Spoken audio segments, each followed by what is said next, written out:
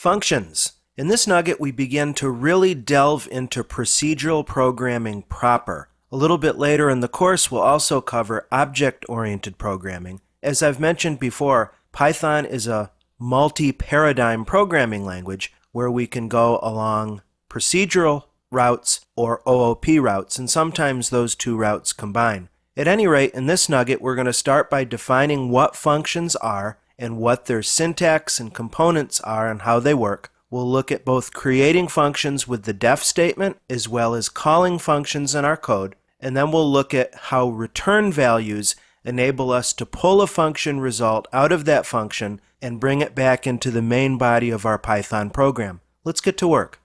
What is a function anyway? Formally defined, a function is a block of code that performs a specific action and returns a specific result. Advantages of functions are many. Here are the primary ones. In procedural programming, functions enable us to do code reuse. Instead of having just a single monolithic script file that contains command after command after command, and maybe you have one code block here that you need to reuse several times elsewhere in your script file, the worst case scenario is to actually select, copy, and paste those code blocks and repeat them at various points through your code. Believe it or not, even in 2010, some programmers still work that way in procedural languages. But functions are great because we now are able to more modularize our code, such that we're still dealing with, say, a single top-level Python script file, but because we're defining discrete functions that each take care of a particular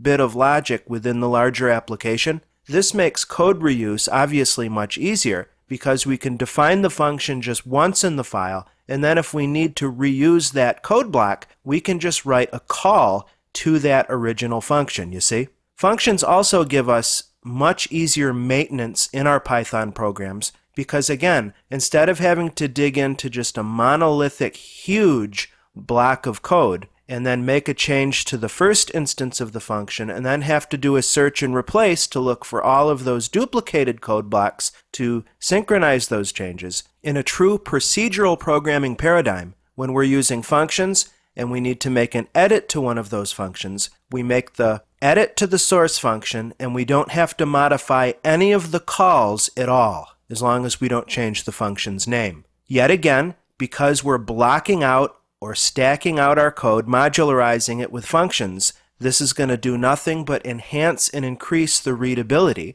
Remember again, Python is all about user friendliness and readability. Code is written once, but read several times. Remember that maxim from earlier in the course. Functions also hide complexity from our users. We don't want to assume the users of our Python programs are inept in any way, shape, or form, but there's certainly no need from a security standpoint or a general usability standpoint to require users to view code or interact with code objects directly, or even when we're repeating the same code blocks over and over again, this can lead to clumsy results that involve just, in my opinion, too much clutter and perhaps too much user intervention. By contrast, when we're using functions, we're encapsulating code. That's a popular buzzword in programming speak, especially with object-oriented programming. We're taking logic, encapsulating it into a single module, and then simply calling that module elsewhere in our program. So we're hiding needless complexity from the users.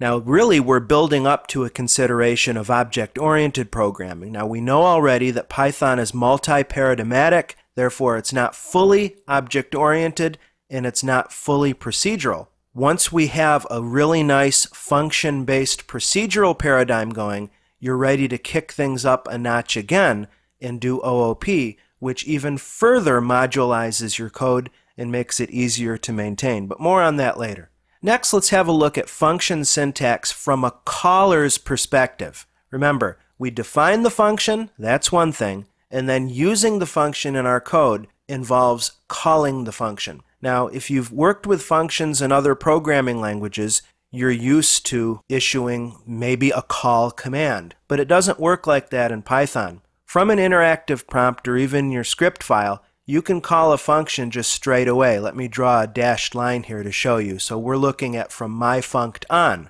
All we do to call a function is obviously enough, provide the name of the function, and then in parentheses, we put either nothing or one or more arguments. Now this example that I'm giving you, myfunct, takes how many arguments? 1, 2, 3. We're going to talk more about argument order in just a little bit, but I'm going to give you the heads up on it right now. Although some programmers will interchange the words parameter and argument, we want to be really specific, and there is a difference between those terms. Now, a parameter, strictly speaking, refers to the design time placeholders that you add into your function definition. So in this case, we have 3 parameters that were defined in the myfunction function, arg1, arg2, and just arg. Now, dynamic typing means that the Python interpreter will automatically associate the proper data type with each of these names, depending upon what is specifically passed into the function when it's called, like now. So the parameter is when you're designing the function,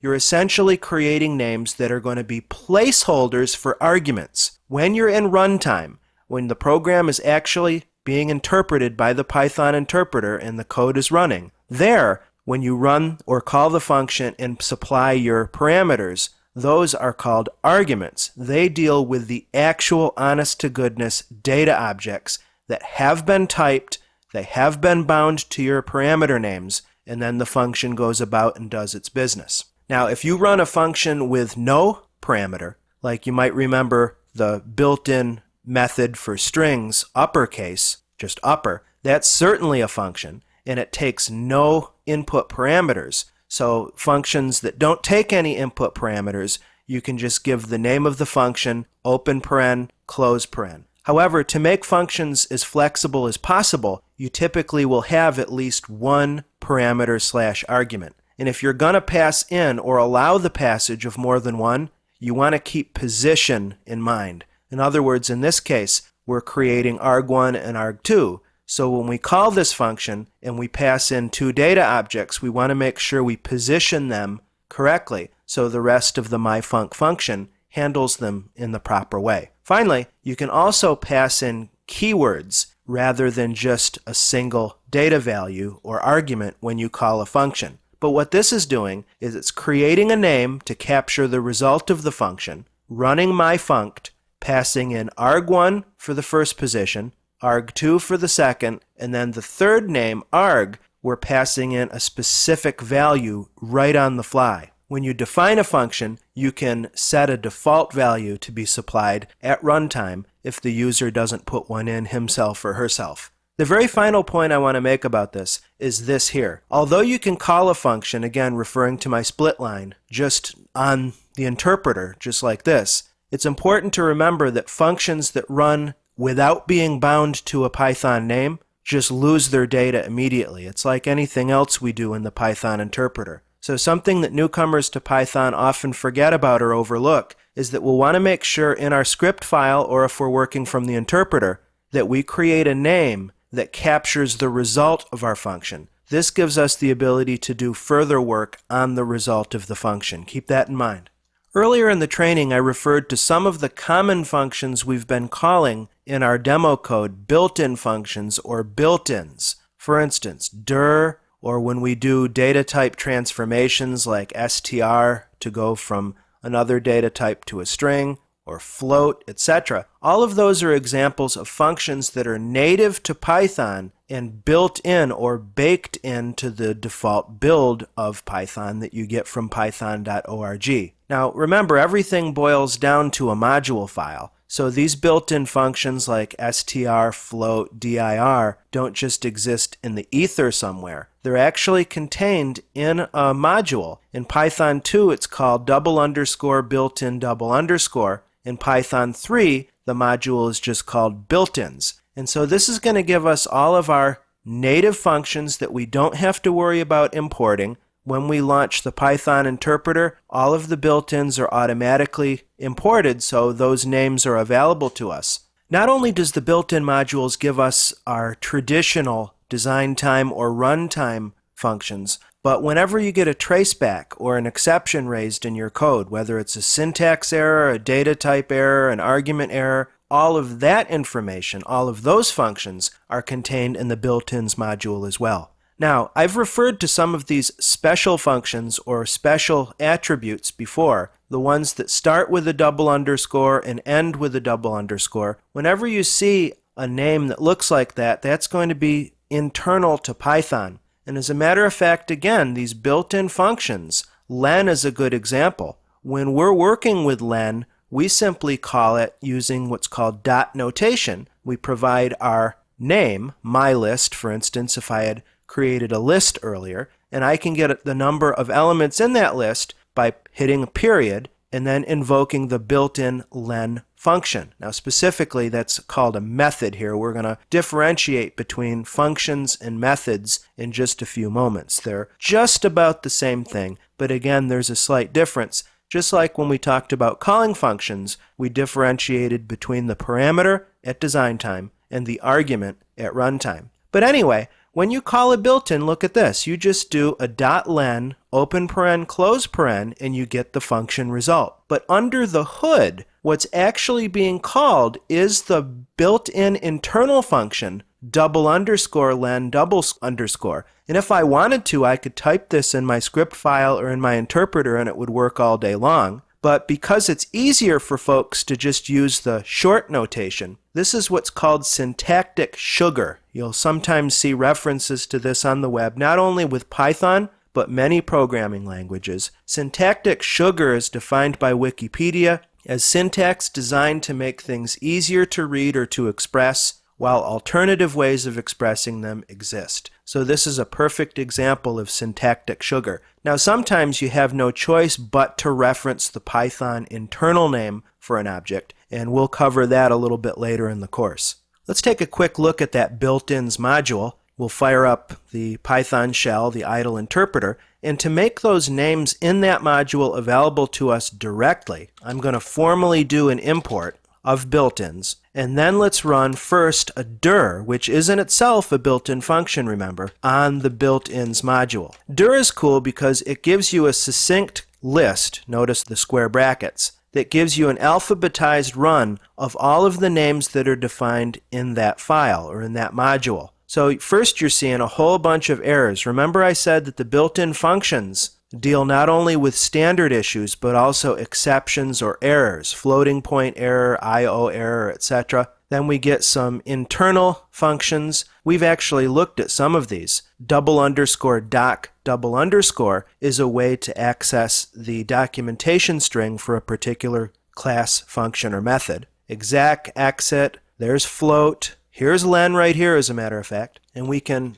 read help on the entire file, although I would not recommend that. We could do help built-ins, or we can use dot notation to drop into the file and get online help for a particular function. So built-ins.len gives us the documentation string for the len function, and we already know what this does. It returns the number of items of a sequence or a dictionary mapping. Cool. And now what I'll do is from the interpreter type the name of our module, again built-ins, hit dot. Remember the dot is our magic invoker of a function or a method. And idle gives us a list of the available methods here. It's given them just the plain text version, or if I want to dig under the hood and start using internal names, I can just do double underscore, and you'll notice that under the obvious names of those functions, we can do the internals, like double underscore doc, which returns the documentation string. By the way, and we've seen this a lot, that if we define a particular object, like a simple string object, and then we invoke the methods associated with that name, you notice that even though we didn't specifically define the type of that A name as a string, Python on the fly assumes, okay, yes, it's a string, so when I hit name dot, the list that comes up here are all the methods that go with a string. Similarly, if I define a simple list, I can then hit L dot to invoke my methods that are now pertaining just to the list. Now that's a feature in Python and other object-oriented programming languages called duck typing, D-U-C-K, duck typing. A fellow named James Whitcomb Riley is the person to whom this phrase is attributed, and what it means basically is when you see a bird that walks like a duck and swims like a duck and quacks like a duck, you call that bird a duck. In other words, Python sees a name here that it believes has all the hallmarks of a list, so it exposes those list methods without me having to do any additional work. Again, duck typing. Keep that in your mind. What's the difference between a function and a method? Some programmers tend to interchange these words, similarly to earlier when we talked about the parameter versus the argument. The bottom line, friends, is that functions and methods are both code blocks that are used and created for a specific purpose and return a specific result. However, the main difference between a function and a method is that a function is a standalone code block that's called independently by name, whereas a method is a function that's bound to or associated with a particular object. All right, so let's look down at the bottom here. I've created a name called MyList, which we can imagine from this descriptive name is of the list type, and I'm redefining it or repointing this, rebinding this name to a new data object by calling the built-in append method of the MyList object. This again deals with that duck typing principle that will only be exposed to the methods that are members of the associated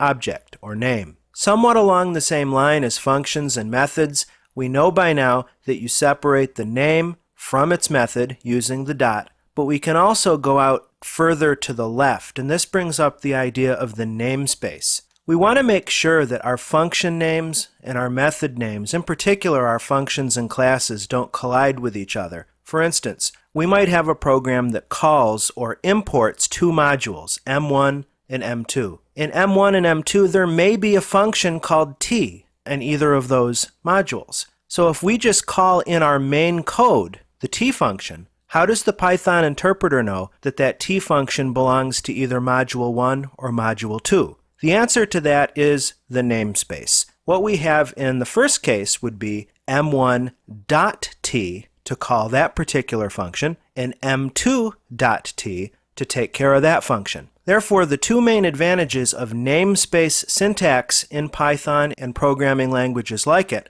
are to avoid name collisions and also to make your code easier to understand when you're reading it. Now, when we're working in the interpreter, we can't just open up an interpreter and start calling functions without prepending the name of its associated module. And you see I've given you an example from the random built-in module. I'm just going to show you how this works instead of describing it on a whiteboard. So in other words, if I just tried to call the randint function that I know exists within the random module, I'm going to get, in this case, the traceback gives us a name error saying that randint is not defined. Although you and I both know that randint is a function that's contained in the random module, we have to import that random module in order to make its functions available to us in our program. We need to do this both in our script files as well as from the interactive prompt. I'm going to type import random using the correct syntax. We don't need an assignment operator for an import. There we go. And you'll recall a couple minutes ago I talked about syntactic sugar. Import, as we're using it here, is actually an alias for the built-in function _import _. Now if we want to, we can run randint by first applying the module name so the interpreter knows where we're coming from. As soon as I hit my dot separator, we now get a list of all of the functions that are contained within the module. Come over to randint, open up the function with the open paren, and we get the documentation string showing up in a little pop-up balloon that may get cut off on your computer screen, but the help text says that we need two arguments, A and B, and that randint will return a random integer in that range. So if I choose 1, 10, we're going to get back 10. Now you'll note because we did not apply this built-in function to a name, the 10 is displayed on the screen, but we can't do anything with it. We're going to have to create a name and then repeat our call to the randint function. So now I can echo back result, and we can do things with result. We know how to call functions now. Let's look at the other side of the equation, and that is how do we create functions? The first thing I want you to see is something you've already seen several times. We use the def statement to define a function. Of course, def is short for define. Whereas in traditional compiled languages like C, when you define a function in your source code, this function is then permanently compiled into machine code by the compiler. We have to remember that because Python is an interpreted programming language, we don't have that permanent compilation as such, so def is really more or less executable code, and when you perform an import, Python quote-unquote compiles or executes all of the function and creates objects called function objects. So if we imported module X and it contained 3 functions, as soon as that import was processed by the Python interpreter, we would then have 3 function objects ready and raring to go and available for calling at any time. Alright, so after def and a space, we provide the name of the function, and then in parentheses, either nothing if we don't require any parameters, or 1 or more parameters separated by commas. Next, best practice and Python style if you want to be what's called a Pythonista. This is yet again a tongue-in-cheek reference to a Python developer who's really strict and effective with his or her coding. We want to make sure we have a documentation string indented. A common mistake is to define your function and forget to indent your doc string. This could be a single line hash comment, or it can be more likely triple quoted string. Now I want you to take a look at PEP 257. PEP 257 deals with best practices for creating doc strings, and there's also a separate module available called Sphinx that can make generating useful doc strings a lot easier. Just for grins, I wanted to bring you out to python.org and look up PEP 257 called Docstring Conventions. You'll see this one was created in May of 2001, and we'll just look at the contents. They define a docstring, they give us best practices for the hash one-line docstrings, the multi-line docstrings, handling indents with docstrings, etc. So please take a look at this PEP. It's really useful, PEP 257. The other site I wanted to draw you to is the Sphinx site. Sphinx is the Python documentation generator, and as the welcome paragraph says, Sphinx is a tool that makes it easy to create intelligent and beautiful documentation. It's licensed under the Berkeley Software Distribution, or BSD license. Back to our regularly scheduled programming. After our documentation string, we have the logic of the function proper. Now this is about as simple a function as you can get. It takes one argument, p, that's going to need to be an integer, right, or a float. It's going to need to be a numeric at any type, because we're defining a name r that takes 2 to the power of whatever value p is. Finally, you'll notice I labeled the most important pieces, 1, 2, and 3. We've talked about 1, talked about 2. 3 deals with return values. Now, if we didn't have this return statement, then this Python function would work all day long. We could, in our code or in the interpreter, just call power and then put in an argument like 2, and of course 2 to the power of 2, we'd get 4 back. But that data would just evaporate. We wouldn't be able to do anything with it, you see? So it's important, if we want our function to be usable elsewhere in the program, that we supply a return statement, and I'll get into that more a little bit later. I just wanted to give you a heads up on that. So it looks like the final bit of this code echoes back 2 to the power of 2 is, and then it gives you the call to the function. Of course, we'd want to do something with this to make sure it maps to the argument p, but you get the general idea. A little more on return values before we get back into the interpreter and start doing some sample code. You need to understand that Python functions always have a return value. Now you might be thinking, well Tim, you just said that if we write a function and do not include a return statement, then the function gives us the result, but we can't refer to it anymore. It evaporates. Well, that's true, but if you do not include a discrete return, the function still returns the special value none back to your code. That's just an under-the-hood thing. Practically, where the rubber meets the road, unless you're catching the result of that function using return and then using assignment in your code,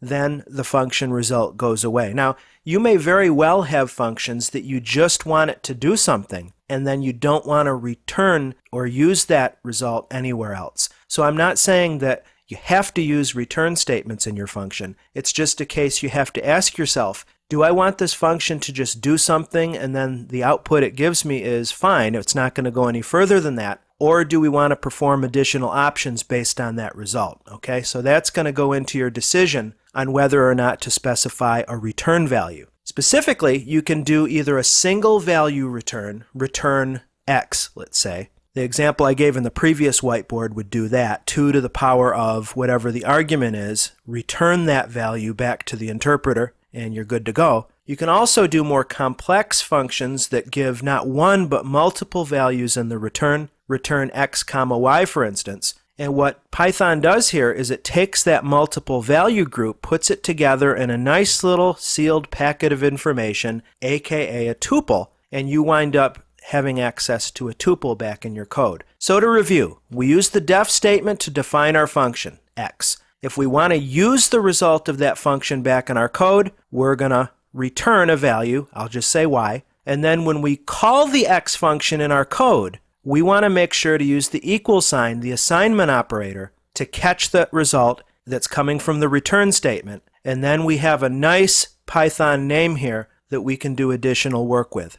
The best way for you to start learning how functions work in Python is to try out several simple examples, and then begin to broaden and deepen them as you do your real work with Python. We're going to start off right here in the Python shell, and then eventually as our functions get more complex, we'll move them out to a separate script file. As you'll recall, the def keyword is what we use to build a function. I'm going to build a simple function called UC that involves one and only one input parameter. I'm calling it A. And what I want this simple function to do is to just simply take whatever is given in the function as an argument, which we hope is a string, because what I'm going to do is call the upper method that's associated and is a member of strings, and then simply print the new value of A. Hit enter twice, and first let's run UC. You'll note that when we create a user-defined function or a class, we can open up the parentheses, and idle's tooltip tells us what's expected as far as input parameters. And here our UC function requires only one. I'm going to throw in Python, and you see that the Python function runs and gives us Python all uppercase. So this is a good example, albeit very simple, of a function that we can reuse several times whenever we need to take a string and switch it into uppercase. Now you'll note that because I didn't assign this run of the function to a name, I can't do anything with this result. So to fix that, why don't I create a name called result, and again, run the UC function, and I'll pass in another string. We're echoed back the result foobar, but what might be surprising to you or not, depending upon how closely you were following the lesson thus far, is that if we now echo back result, you'll see nothing, right? Remember, without a return statement, the function runs, but the result just goes off into outer space. So in order to have this function give us back some usable data, let me click up on that line and bring the function back. We're going to need to add one more line, and I'm going to return A. I'm going to put the input parameter in uppercase, we'll print it out to echo it on the screen, and then we'll return that value outside the function. Now, let's do result2 equals UC and see what happens. We get the result back, and now if we echo back res2, you'll see that we have persisted or made persistent the results of that function. And if we run a type on res2, we get a string. No big surprise there. Our next example, you'll note that I've created a Python script file called m8.py, and what this very simple function that I've called typer does is it involves one and only one input parameter. Note that I've included some documentation string information that this function returns the data type for x, and it's of limited use, as you'll see in just a minute. Really simple example. Note again that the documentation string is indented 4 spaces, as is the main body of my code. We run a simple type check against x. If the type of x is an integer, we echo back this is an integer. Otherwise, if it's a string, we print it's a string. If the value we put in as our x is neither an integer nor a string, then we come back with this catch-all default. Then outside the function, I'm calling it by running a print function and then passing in as an argument to print the typer function, and I'm just bringing in 200, which should be, quote-unquote, interpreted by Python as an integer, right, and not a string. So let's run this module, and we get back this is an integer, because you'll remember if I come back to the script file, we're printing out a run of the typer function passing in 200. And none, of course, is what comes back from the function when we're not specifying a discrete return value. Coming back to the shell, because I've placed this m8.py file in the syspath variable list, remember that we can always check for the directories that Python Interpreter looks for when you're doing a module import by opening the File menu and selecting Path Browser. In the Path Browser dialog box, you see a list of directory paths that Python, as I said, checks. And I've saved this file, M8, in one of those paths. So I can now run an import. Well, actually, before I do that, I'm going to restart the shell. It's a good idea periodically to flush your Python interpreter by opening the shell menu and selecting Restart Shell. This gets rid of any names and any objects that might be in memory at that time. You'll get this restart split bar, and then we can proceed. I'm going to import M8, and once M8 is in, we can run, for instance, the dir function to take a look at what names are contained in this file. Every one is that double underscore syntax. These are internal Python functions. We've used some of them. Doc, for instance, is going to retrieve the documentation string for the module, the first unsigned string in the file if there is one. Built-ins is a call to the built-ins module that contains all of your Python built-in functions. And then at the end, you have typer. Of course, we can use help and a qualified name to drill into our M8 module, and you notice here that the only function defined in there is typer, and that brings us back the documentation string that we added in our source code. Good and good. Now, if we want to run this function, let's come back to the source code, get rid of this last print statement, save my changes. Now, you might think we can just say typer and then pass in a value. Nope, we get a name error. We have to always keep in mind the issue of namespace. Although we've imported all of the names in my M8 module, we want to be strict, or as they say in the US military, strack, by typing the name of the module, then the name of the function, and then we can pass in our value. In our next example, I'm creating a function called namer, and this is going to give us some experience with a couple different ways to construct your parameters. Notice here that instead of giving no parameters or one parameter, here I'm providing two. A name called fn, which I know is going to be what we want to be a first name string object, and a second name called ln. Now, what's going on with the order? The order is important here, friends, because if I wanted this to come back with, say, Sam Jones, then I would want to make sure when I called this namer function, I'll just type it right here for grins, I would want Sam, Jones to be my arguments. You see what I mean? If I did it just the opposite way, if I passed in Jones, Sam, well, then that's going to result in something far different, because if we look in the body of this very simple function, we're creating a name called R that simply echoes back, your name is, first name space last name. So if we passed in Jones and Sam this way, it would say your name is Jones Sam, which is probably not what we want. Therefore, when you create your functions, the order of these multiple parameters is significant. Now, you might have a function that has one parameter that is almost always, or at least in the majority of cases, a certain value. You might be creating a connection string to a website or an FTP server or a database, and instead of having to supply that additional parameter manually every time you invoke the function, you can actually supply a keyword, as it's called, or a default value during your function creation. So what this shows us right here is if we call the namer function with only one parameter explicitly passed in, like Tim, then the Python interpreter is going to take Tim, bind it to fn, right, because it's positionally first in this parameter list, and then is going to sub in this second string, Warner, for ln. So let's take a look at this and see how it works. Let's save our work, and we'll import this module into the Python shell so we can run it. So let's again do an import M8, dir M8, just to remind myself of the name of the function. And let me try capturing this as full name equals M8.namer. And I'll pause here before I pass that in. You'll note that the tooltip gives us the parameter list, fn, and then ln is Warner. I'm just going to pass in Tim, gives us our result, your name is, there's my user supplied Tim, and then it gives us the default value. Remember, because we've not specified a return value in the function definition, echoing back full name here does absolutely nothing, you see. So let me run the function again, this time supplying two names. Your name is Susan Harder. Now, what happens if we do this? We don't supply anything. We get a type error here. Tells us that the namer function takes at least one positional argument and 0 is given.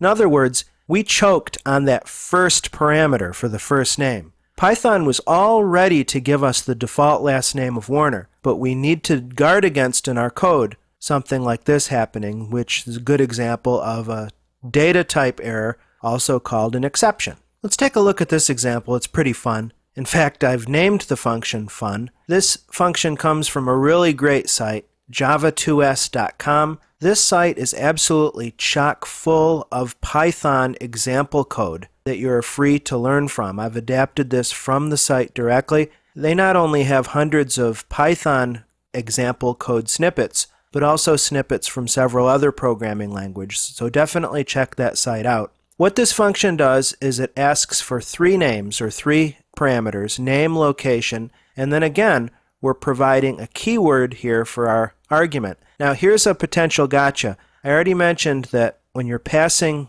arguments into a function, position is important. You want to make sure that your individual parameters are in the right order, but if you're going to use a keyword, make sure you put that at the back end of the list, okay? What this function does specifically, based on what's given, is that we do some simple C-style string formatting. We pass in string /string /date and substitute in name, location, year. We print it out just to show it to you, and then we're going to return an ly for further use in our program if we need to. And in this bottom comment, this is going to show you what we're actually going to pass into our example here once we import this function into the interpreter. We're going to run the fun function, and I want you to see here that when you're supplying keywords in your function call, position is less important. Remember earlier I said when we're designing our function, we want to be really careful in terms of keeping track of the order of those things, and if we're supplying a default, to put those default parameters at the end of the list. However, when we're calling the function, we can be more explicit in terms of which data we're associating with which parameter. And in this case, it doesn't matter so much. You notice how we're passing in location, year, and name, which is obviously in a different order from what you see in the function declaration. Now, if we were just putting in the raw information, we would absolutely need to do this. First, bring in our name, then bring in our location, and then, if we were going to use the 2004 year keyword, we would do that. You see? Now, let's import this module and run this code. I'm going to try to capture the output of this function in a name that I'll call RZ, and we'll use our namespace, m8.fun, and I'm passing in by keyword now all three of those arguments. We get back our result, just like we asked for in the source code. Now check out the difference. Here's where the magic of the return statement comes in. We now have a name, RZ, that contains the output of this function. Now remember, strings are immutable, so if we go back and change this function code, that's not going to do anything to RZ. RZ name is bound to this data structure that's immutable and cannot be changed. All right, the final couple things I want to show you in this nugget are, first of all, how do we write a function that involves not a fixed number of arguments, but an arbitrary number of arguments? I mean, I've shown you a few functions, some of which, like functions in use as methods, like the string upper method, doesn't take any arguments. And then the samples I've shown you take 1, 2, or perhaps more than 2 arguments that can be passed by keyword or just by value. Well, if you're in a case where you might have a variable number of arguments, it could be a search engine that you're writing, it could be a free text application, whatever, Python 3 gives us 2 special arguments called *args and *kwargs. Now, really what's significant here, there's actually 2 asterisks in front of kwargs.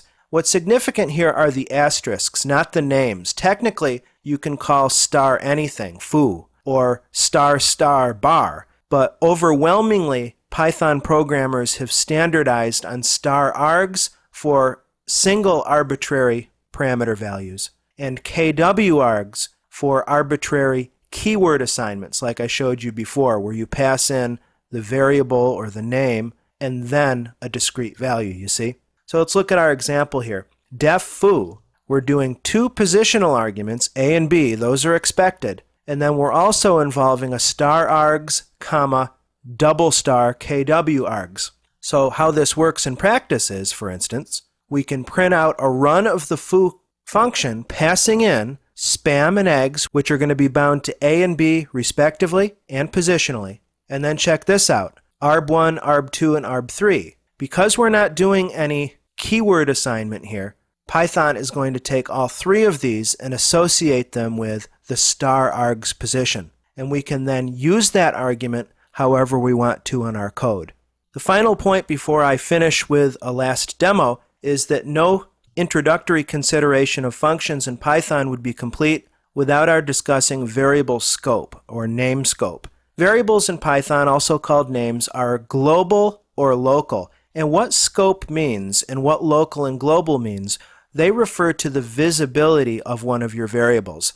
By default, the way names work within, say, a looping mechanism, or certainly within a function declaration, is that any names you define, whether they be arguments or within the body of your function proper, are local to that function and are not visible or usable anywhere else. So in this first code that you're seeing, site credit is wellho.net, they've added a little bit of everything.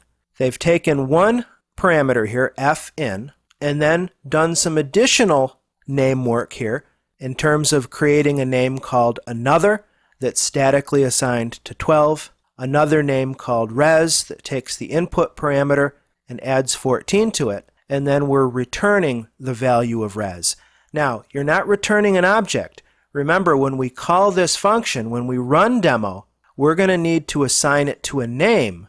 I guess we'd want a number here if we're adding 14 to it. I'll just say 10, in order to take that value of res and make it usable outside the program. So any names within the function exist only within the function. They're islands unto themselves. The two ways to give a name global scope, and that means you can refer to the name anywhere in that module file, would be A, to declare that name outside of the definition block. So maybe I would create a name called A and set it at 0 at the same level of indentation, or outdent, if you will, as your def keyword. This means that this A name would be accessible to any function, any class or method defined within that module file. The other way to force a name or a variable to be global is to create and assign that variable within, say, a definition or a class declaration and use the global keyword. So this can be important if you need to port data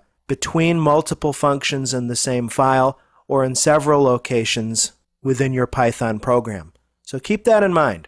Variables are local by default, but with some extra work you can increase their visibility to the global level. Let's have a look at that example from the whiteboard just a moment ago. We'll actually run it now in the Python interpreter, taking a look at the args parameter, the star args, that represents arbitrary argument assignment. And what we're doing here is defining a function named foo that contains three required parameters, a, b, and then args, which is going to be, of course, any number of arguments passed in. The result of foo is pretty simple. We're just printing the value of a, b, and args. Save this file, switch over to the Python shell, and we'll run m8.foo, passing in spam, eggs, arb1, arb2, arb3. There we go. We have our string literal. Here is a, here is b, here is args, and then the value of the first parameter, the second, and then our arbitrary ones. In terms of sweeping up the shavings at the end of this nugget, I want to discuss an advanced topic that if you feel this is beyond your level right now, you can let it go, and then once you develop more experience with using functions, come back and revisit this topic. One of the seemingly most hotly contested topics in Python programming deals with how these parameters and arguments are passed into a function and out of a function. You'll find some people saying, no, parameters are passed by reference. Other people say, no, they're passed by value. And then other people say it's neither one of those because Python is a special case. And really, in my research and in my industry experience, I think that last case is the correct one. I'd like to draw your attention to an excellent Wikipedia article. It's the article called Evaluation Strategy. And it tells us here that in computer science, an evaluation strategy is the set of usually deterministic rules. Deterministic means that you get the same output every time you run that particular evaluation strategy for evaluating expressions in a programming language. And in particular, the three issues we have at the center of this function-related debate in Python is, does Python pass in arguments from call by value, call by reference, or call by sharing? So let's quickly jump in here. Call by value evaluation deals with the argument expression is evaluated and the resulting value is bound to the corresponding variable in the function, frequently by copying the value into a new memory region. So a programming language like C, when you pass in, let's say, foo A, when you pass in the A argument, a copy of that data that exists outside the function is passed into the function. So you wind up with a separation of data in terms of outside the function and inside the function. Okay? That's call by value. Call by reference is where the function receives an implicit reference to the argument rather than a copy of its value. So here, when we're doing foo A and we're passing in A as an argument, the data that gets passed in is the same data that's modified by the function. And Wikipedia goes on to say that the call by reference evaluation strategy is generally faster than call by value because you don't have to copy out the data.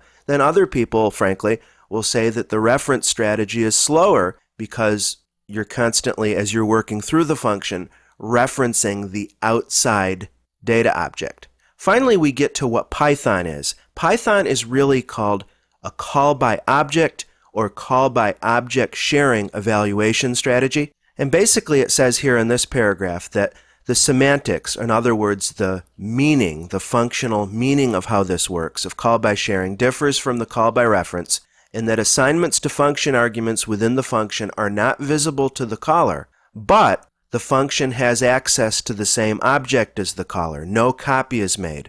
So in Python, when you're doing foo A and you're passing in A as an argument, the function does reference that data object. But the reason why things get a little funky in Python in terms of whether it's truly call by value or call by reference is because, as you know, certain data types, namely strings and numeric data, are immutable, and therefore the original object can't be changed. Again, if that went over your head, that's okay for now.